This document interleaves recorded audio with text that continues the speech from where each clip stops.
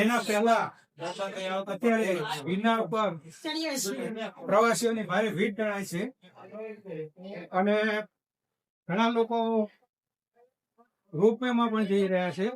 રોપવેમાં પણ ભારે ભીડ છે, લાંબી લાંબી લાઈનો લાગે છે અને રોપવેનું ભાડું છે 700 રૂપિયા પર પર્સન.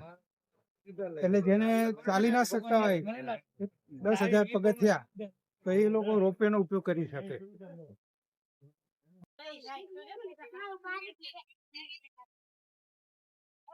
લીલી પરિક્રમા હજી બીજી નવેમ્બરે શરૂ થવાની અને એ પહેલા જ અત્યારે માનવ મહેરામણ જુનાગઢ ખાતે ગિરનાર તળેટીમાં ઉભરાઈ રહ્યો છે. ત્યારે જ્યારે પરિક્રમા શરૂ થશે ત્યારે તો અહીંયા એવું દળાય એવી ભીડ જામશે. અત્યારે જ કોઈ ધર્મશાળા કે ગેસ્ટ હાઉસ કે હોટલોમાં કોઈ રૂમ મળતા નથી. લોકોએ ફૂટપાથ પર પથારી કરીને રહેવું પડે છે. એટલી વસ્તી અત્યારથી જ થઈ ગઈ છે. જ્યારે પરિક્રમા શરૂ થશે ત્યારે કેટલી વસ્તી આવશે એ તો કોઈ કલ્પના બહારની પબ્લિક ભેગી થશે.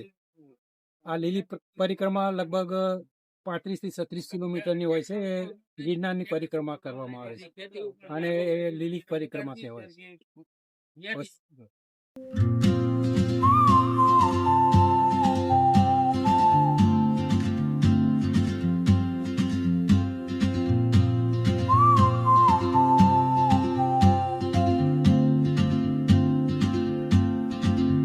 She moves like a map with no borders, a whisper caught in the wind.